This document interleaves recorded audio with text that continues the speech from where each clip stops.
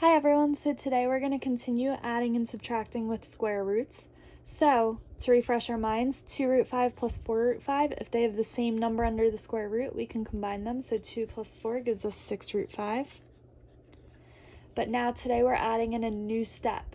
So next one we have square root of 8 plus 3 times the square root of 2. They are not the same number under here, so last class we just left it the same. However, today we're adding in ones that can be further simplified. So the square root of 8, as we learned this whole past unit, you can simplify. It's 4 times 2. So the square root of 4 is 2, so we have 2 root 2 plus 3 root 2. And now our numbers under the square root match, and we can add them. So we get 5 root 2.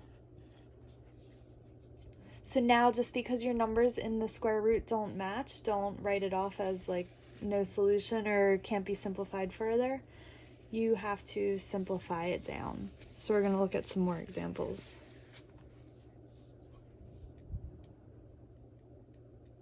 So if we have negative square root of 28 minus 2 times the square root of 63, they are not the same number in the base. However, we can simplify this. So 28 is 4 times 7, and 63 is 9 times 7. The square root of 4 is 2, so we have negative 2 times the square root of 7, minus 2. The square root of 9 is 3, so we pull out a 3, and that's a 7. So we have negative 2 root 7 minus 6 root 7. Now the numbers under the square root match, so we can combine like terms. So negative 2 minus 6 gives us negative 8 root 7.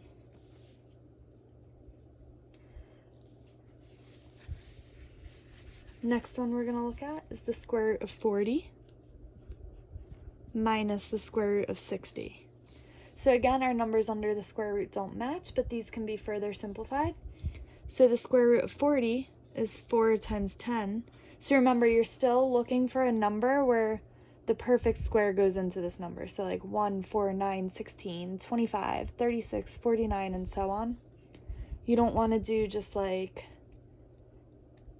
8 times 5 because neither of those are a perfect square, so you can't pull anything out. Now the square root of 60 is 4 times 15.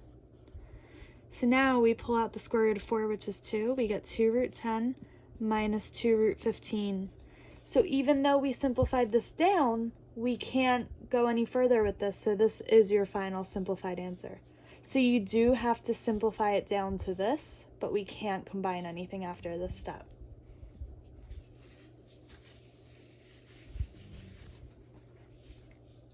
Let's look at one more example where you can simplify it.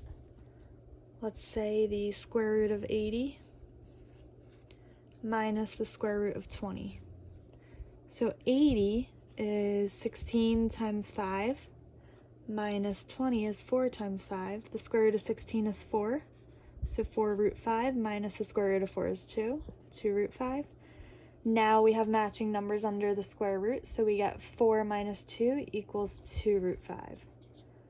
So today you're going to, whenever you have a number under the square root that matches, you combine your like terms. But if not, then you're going to simplify down your square roots as much as you can. Then if you can combine them, you can, but if not, then this step would be your final answer. Let me know if you have any questions.